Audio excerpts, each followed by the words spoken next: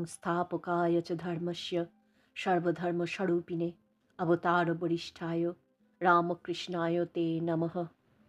নমস্কার। ঠাকুর শ্রী রামকৃষ্ণ পরমহংসদেবের শ্রীচরণে, সংঘজননী শ্রী শ্রীমা সারদা দেবীর শ্রীচরণে এবং যুগনায়ক স্বামী বিবেকানন্দের শ্রীচরণে আমার সশ্রদ্ধ ভক্তিপূর্ণ প্রণাম। শ্রদ্ধেয় স্বামী শান্তরূপানন্দজি মহারাজের লেখা শ্রী রামকৃষ্ণ চিত্রকথা বইটি থেকে আজ চতুর্থ পর্ব পাঠ করে শোনাব। ভৈরবী ব্রাহ্মণী। বিয়ের পর শ্রীরামকৃষ্ণ 1 বছর 7 মাস কামারপুকুরে থেকে দক্ষিণেশ্বরে ফিরে এলেন। আগের মতো মা কালীর পূজা করতে লাগলেন। আবার সেই তন্ময়তা, মুখে কেবল মা মা। একদিন তিনি কালীবাড়ির বাগানে ফুল তুলছিলেন। এমন সময় দেখেন ঘাটে একটা নৌকা ভিড়ল। নৌকা থেকে নেমে একজন ভৈরবী চাঁদনির দিকে যাচ্ছেন। ভৈরবীর পরনে গেরুয়া বসন, হাতে ত্রিশূল, আলোলিত কেশ। হৃদয়কে ডেকে শ্রীরামকৃষ্ণ বললেন, ভৈরবীকে এখানে নিয়ে আয়। হৃদয় বললেন, তোমায় চেনে না, মেয়ে মানুষ, ডাকলে আসবে কেন? শ্রীরামকৃষ্ণ বললেন, আমার নাম করে ডাক, তাহলেই আসবে। ভৈরবী ব্রাহ্মণী শ্রীরামকৃষ্ণকে দেখেই বললেন, বাবা, তুমি এখানে আছো? তুমি গঙ্গা তীরে আছো জেনে তোমায় খুঁজে বেড়াচ্ছিলাম, এতদিনে দেখা পেলাম। তারপর ব্রাহ্মণী শ্রীরামকৃষ্ণকে তন্ত্রমতে সাধন শেখাতে লাগলেন। 64খানা তন্ত্রে যত কিছু সাধনার কথা আছে সব ব্রাহ্মণী একে একে অনুষ্ঠান করালেন। আগেই শ্রীরামকৃষ্ণ ব্যাকুলতার সাহায্যে মা কালীর দর্শন লাভ করেছিলেন। এবার ভৈরবী তাঁকে তান্ত্রিক সাধনার মাধ্যমে জগদম্বার বিশেষভাবে সিদ্ধিলাভ করালেন। শ্রীরামকৃষ্ণের একটি দর্শনের কথা শুনে ভৈরবী ব্রাহ্মণী বলেছিলেন, এবার নিত্যানন্দের খোলে চৈতন্যের আবির্ভাব।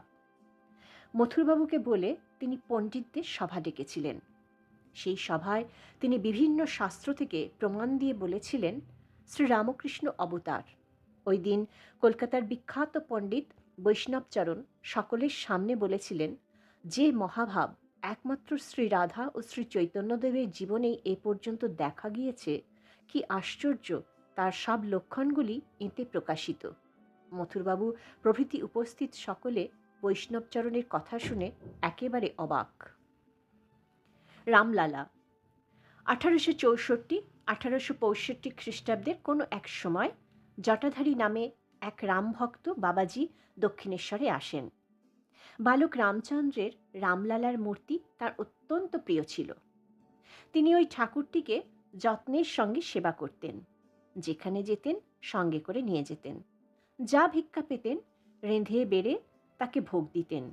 শুধু তাই নয়, তিনি দেখতে পেতেন রামলালা সত্যই খাচ্ছে বা কোনো একটা জিনিস খেতে চাচ্ছে, বেড়াতে যেতে চাচ্ছে, আবদার করছে, এই সব। শ্রীরামকৃষ্ণ দেখতে পেতেন রামলালা ওইসব করছে। রোজ সেই বাবাজির কাছে তিনি বসে থাকতেন আর রামলালাকে দেখতেন।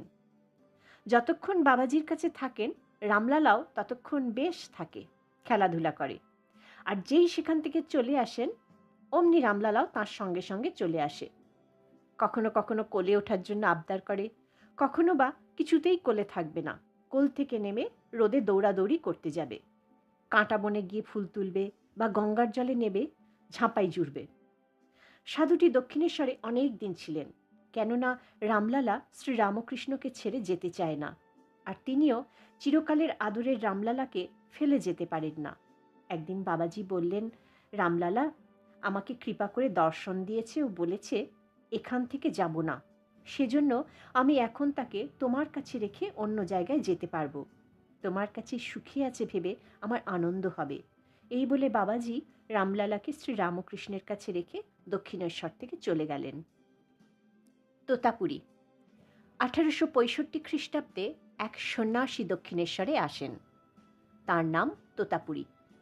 তিনি ছিলেন অদ্বৈত মতের সন্ন্যাসী। শ্রীরামকৃষ্ণকে দেখে তিনি বললেন, তোমাকে উত্তম অধিকারী বলে মনে হচ্ছে, তুমি বেদান্ত সাধন করবে? শ্রীরামকৃষ্ণ বললেন, কি করব না করব আমি কিছুই জানি না, আমার মা সব জানেন, তিনি আদেশ করলে করব। তোতাপুরী বললেন, তবে যাও, তোমার মাকে জিজ্ঞাসা করে এসো, কেননা আমি এখানে বেশি দিন থাকব না। শ্রীরামকৃষ্ণ তখন কালী মন্দিরে গেলেন। মা কালীর আদেশ শুনতে পেলেন, যাও শিক্ষা করো, তোমাকে শেখাবার জন্যই সন্ন্যাসী এসেছে। মা কালীর অনুমতি পেয়ে শ্রীরামকৃষ্ণের অদ্বৈত সাধনা আরম্ভ হল। তোতাপুরী বললেন, এ পথে সাধন করতে হলে সন্ন্যাসী হতে হবে। শ্রীরামকৃষ্ণ বললেন, গোপনে করলে যদি হয় তাহলে আমার সন্ন্যাস নিতে আপত্তি নাই। তারপর এক শুভ দিনে পঞ্চবটির কুটিরে ধুনি জেলে হোম করে শ্রীরামকৃষ্ণ সন্ন্যাসী হলেন। সন্ন্যাসের পর তোতাপুরী শ্রীরামকৃষ্ণকে নির্গুণ নিরাকার ব্রহ্মের ধ্যান করতে বললেন, কিন্তু বারবার মা কালীর রূপই তাঁর মনে আসছে, অরূপের ধ্যান হলো না। তখন তোতাপুরী কেউ হোগা নেহি বলে এক টুকরো কাচ দিয়ে শ্রীরামকৃষ্ণের দুই ভুরুর মাঝখানে বিঁধে দিলেন আর বললেন, এই বিন্দুতে মন গুটিয়ে আনো। শ্রীরামকৃষ্ণ আবার ধ্যানে বসলেন, একেবারে গভীর সমাধিমগ্ন হলেন। তোতাপুরী কুটিরের বাইরে অপেক্ষা করছেন। দিন গেল, রাত এলো, এইভাবে 3 দিন কেটে গেল। তোতাপুরী তো অবাক। কুটিরের দরজা খুলে ভেতরে ঢুকলেন, দেখলেন শ্রীরামকৃষ্ণ একইভাবে বসে আছেন ধ্যানস্থ। শরীরে প্রাণের কোনো প্রকাশ নেই। তোতাপুরী ভাবলেন, 40 বছর কঠোর সাধনা করে যা পেয়েছি এই মহাপুরুষ একদিনে আয়ত্ত করে ফেলল। অবশেষে সমাধি থেকে মন নামাবার জন্য তোতাপুরী বারবার হরি ওম মন্ত্র উচ্চারণ করতে লাগলেন। ধীরে ধীরে শ্রীরামকৃষ্ণের মন বাইরের জগতে নেমে এলো। তোতাপুরী 3 দিনের বেশি কোথাও থাকতেন না, কিন্তু শ্রীরামকৃষ্ণের অদ্ভুত আকর্ষণে তিনি দক্ষিণেশ্বরে একাদিক্রমে 11 মাস ছিলেন। ইসলাম ধর্ম সাধন। বিভিন্ন পথ দিয়ে ভগবানকে জানবার ইচ্ছা হলো শ্রীরামকৃষ্ণের। আগেই তিনি শাক্ত, বৈষ্ণব, অদ্বৈত প্রভৃতি হিন্দুদের নানা মতে সাধনা করে ভগবানকে পেয়েছেন। মুসলমানরা কিভাবে তাঁকে ডাকে, কিভাবে তাঁর দেখা পায়, এসব জানবার ইচ্ছা হলো। মা কালীর কৃপায় সব ব্যবস্থাও হয়ে গেল। 1866 খ্রিস্টাব্দে গোবিন্দ রায় নামে এক মুসলমান ফকির দক্ষিণেশ্বর কালীবাড়িতে এলেন। তিনি ছিলেন সুফি সম্প্রদায়ের। প্রেমিক গোবিন্দ রায়কে দেখে শ্রীরামকৃষ্ণ মুগ্ধ হলেন। তাঁর কাছে দীক্ষা নিয়ে মুসলমান মতে সাধন আরম্ভ করলেন। তখন শ্রীরামকৃষ্ণ মথুরবাবুর কুঠিতে বাস করতেন। আল্লাহ মন্ত্র জপ করতেন। পোশাক পরিচ্ছদ, খাবার দাবার একেবারে মুসলমানদের মতো। কালী মন্দিরে পর্যন্ত যেতেন না। এইভাবে 3 দিন থাকার পর ওই পথে সিদ্ধি লাভ করেন। এই সময় তিনি লম্বা দাড়ি বিশিষ্ট গম্ভীর জ্যোতির্ময় এক পুরুষের দর্শন লাভ করেছিলেন। লাল জবা গাছে সাদা জবা।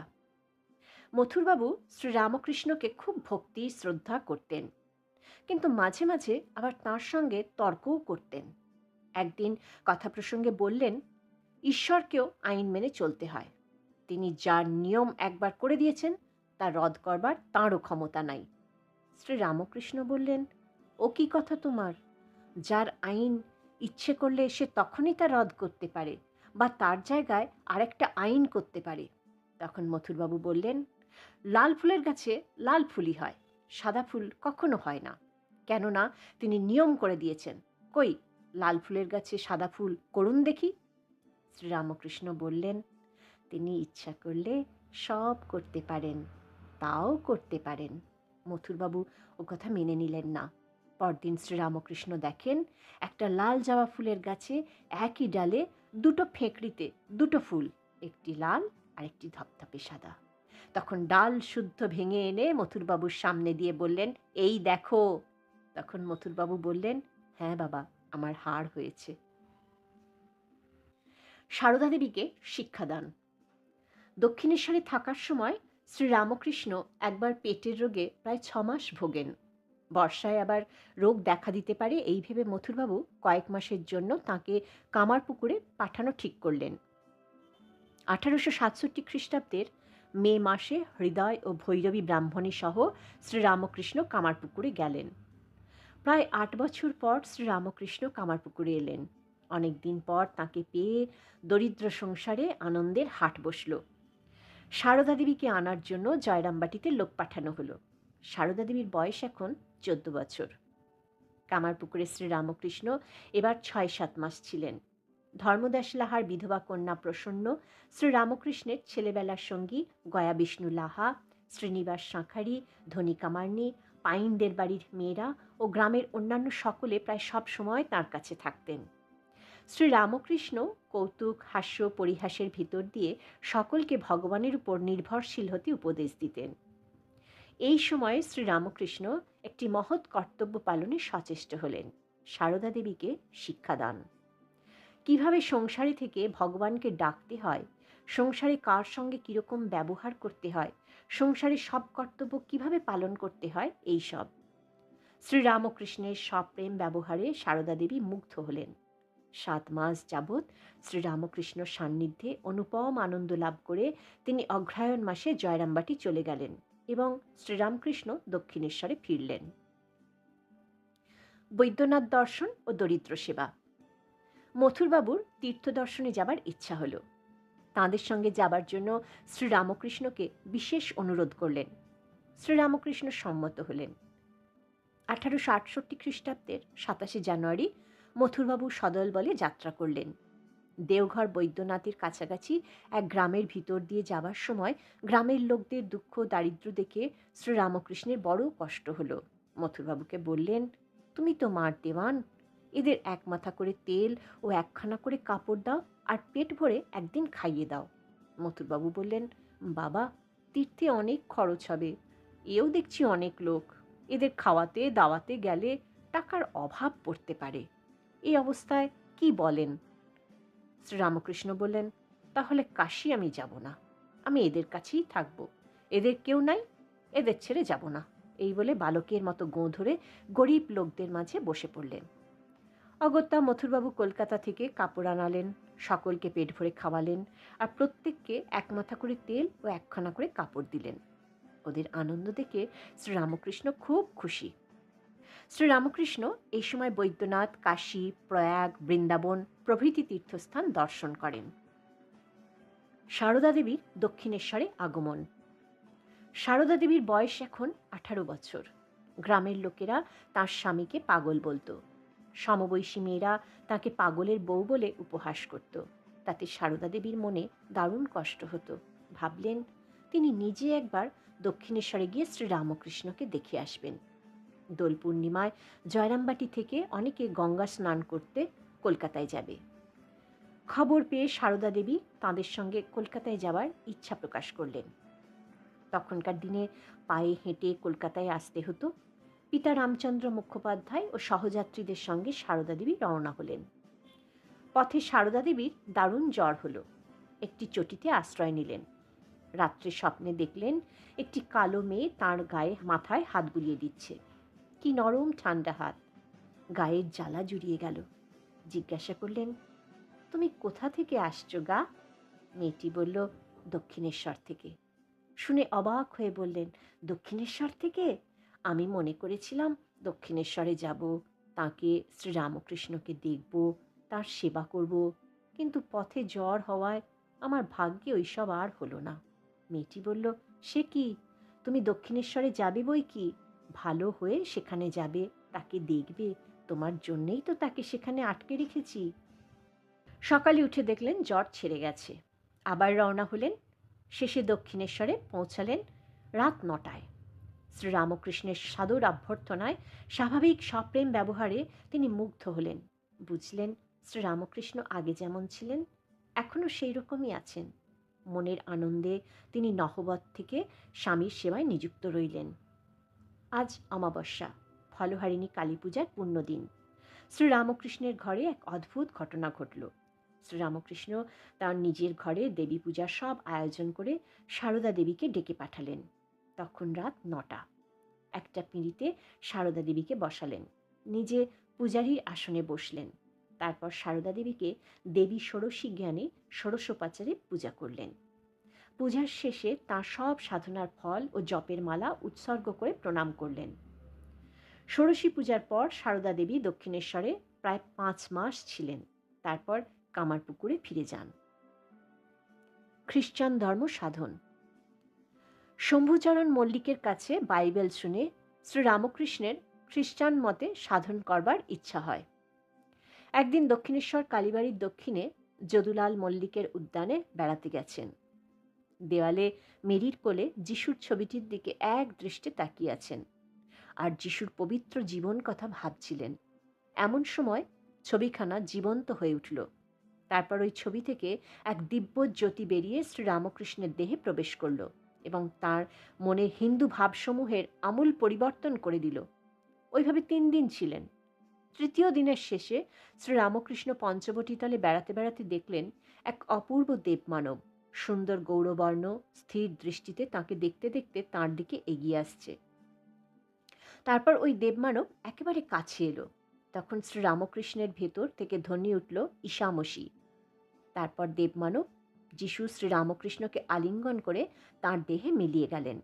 ভাবাবিষ্ট হয়ে শ্রীরামকৃষ্ণ বাইরের জ্ঞান হারিয়ে ফেললেন। এইভাবে ভিন্ন ভিন্ন পথে সাধনা করে শ্রীরামকৃষ্ণ বুঝেছিলেন যে ভগবান এক। কেউ বলছে ব্রহ্ম, কালী, কৃষ্ণ, শিব ইত্যাদি। কেউ বলছে গড, কেউ আল্লাহ। এইসব ভিন্ন ভিন্ন ধর্মের লোক শুধু ভিন্ন ভিন্ন নামে তাঁকেই ডাকছে। যত মত তত পথ। শ্রীরামকৃষ্ণ বলতেন, ঈশ্বর এক বই দুই নাই। তাকে ভিন্ন ভিন্ন নাম দিয়ে ভিন্ন ভিন্ন লোকে ডাকে। যেমন পুকুরে জল আছে, এক ঘাটের লোক বলছে জল, আর এক ঘাটের লোক বলছে ওয়াটার, আর এক ঘাটের লোক বলছে পানি। হিন্দু বলছে জল, খ্রিস্টান বলছে ওয়াটার, মুসলমান বলছে পানি, কিন্তু বস্তু এক। মত পথ এক, একটি ধর্মের মত এক একটি পথ ঈশ্বরের দিকে লয়ে যায়। যেমন নদী নানা দিক থেকে এসে সাগর সঙ্গমে মিলিত হয়। আজ এই পর্যন্ত। আশা করি আজকের এই পাঠ আপনাদের সবার ভালো লেগে থাকবে। মায়ের কৃপায় আপনারা সবাই ভালো থাকবেন, সুস্থ থাকবেন, আনন্দে থাকবেন। ওং শান্তি শান্তি শান্তি। হরি ওম তৎসৎ। শ্রীরামকৃষ্ণ অর্পণমস্তু।